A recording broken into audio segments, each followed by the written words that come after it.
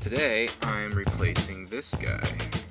This is the stock LCD screen, and it is backlit with what I believe is something kind of like electroluminescent film, sort of similar to like EL wire. Getting to this LCD screen is quite a challenge and involves the removal of a lot of screws and very careful placement of things like a RAM module, which is this guy right here. This particular EMAX has the 8 meg RAM upgrade, and this is what an 8 meg RAM upgrade looks like. And the voice board, which is off in another corner of my workshop at the moment. Anyhow, back to this guy.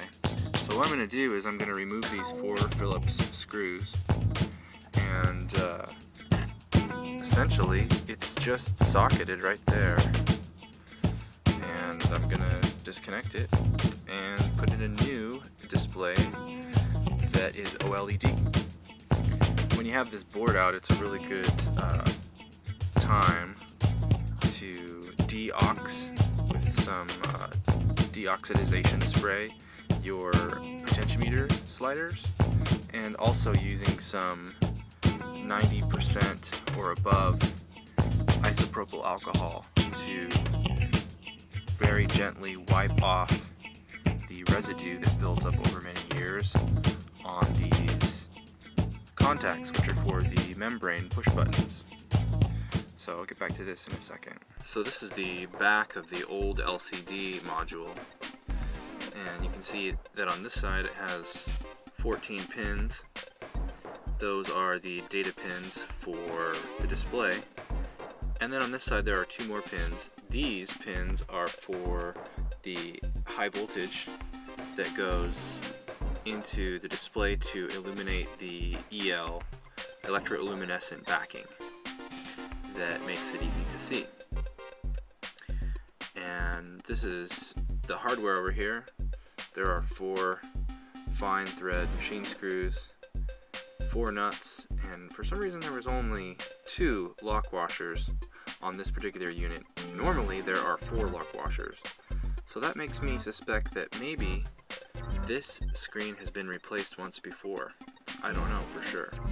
And then there are 4 small nylon spacers. It's really easy to lose this hardware when you're taking the display out, as we can see by the missing washers. I think it's going to be okay if I put it back together with only the 2 lock washers, because this unit is going to be stationary in a studio and it's not going to be experiencing very much vibration. And lastly, here's a look at the back of the new OLED display. The OLED displays ship without a header, so I had to add a pin header here. And you'll notice that on the other side it is missing those 2 pins for the display backlighting. Now this is one of the main reasons that you might want to replace the display in your EMAX or your E3.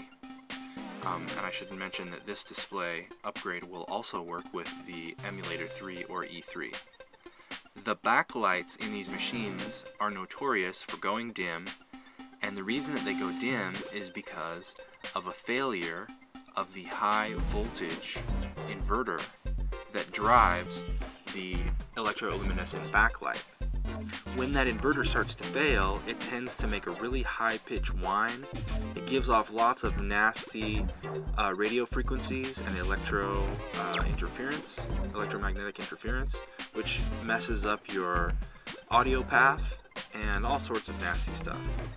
So once we get rid of this electroluminescent display, LCD, we no longer need the inverter that provides the high voltage for illuminating, and we'll get to that in a moment. Here we are with the OLED secured in place. The last step is, actually second to last step, is to use a voltmeter to test the continuity to make sure that you got all of your pins seated correctly. There display are seated into this socket here. You want to make sure before you put it back together, because it's a pain in the butt to get this board out. And then the last step before you put it back together is to pull this plastic protective film off the OLED. Wow, look how nice and inky black that is. OLED display is going to be a major improvement for this machine because its display was completely blown out. You had a really hard time seeing it even in a bright room. Here's the display and control board reinstalled. There are 12 screws that hold this board in place. 11 of them are a normal size, and one of them is slightly larger than the rest of them. It's important to take note of that. It's also really important when you put these screws back in to be really careful not to over tighten them, because they are going into holes that are in the plastic molded cover. Over tightening them can either make a mark on the underside or on the top side, which would be visible once it's put back together, or it can strip it. And it's pretty important to have this circuit board torqued down properly, otherwise the membrane switches won't connect properly, and that can cause problems. So another really important step that others who've made videos on this topic have omitted or left out is the source of the high-pitched noise, the source of the radio frequency interference, etc., and that is the inverter that provides high voltage to the backlight in the original display. And that is this thing right here, which I've already removed from the board. It's just sitting on top of the board right now to show you where it is. This is the CPU board, and it sits right over here, relatively close to the header for the display and control board.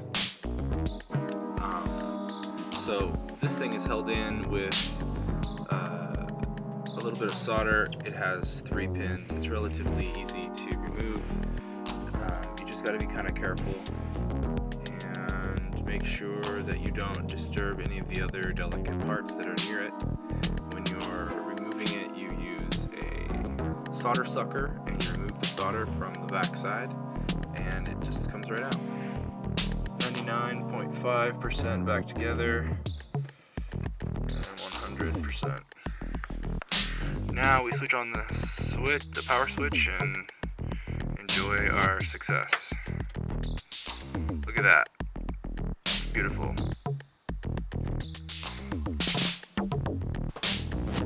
And it's silent. No buzz. No hum. Nothing.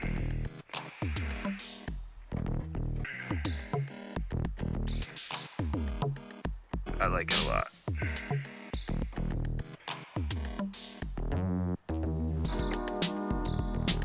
So yeah, there you go. OLED upgrade for E-mu Systems EMAX.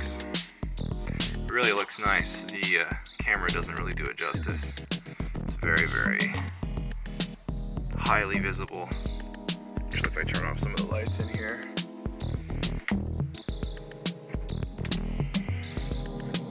Even in the dark, it's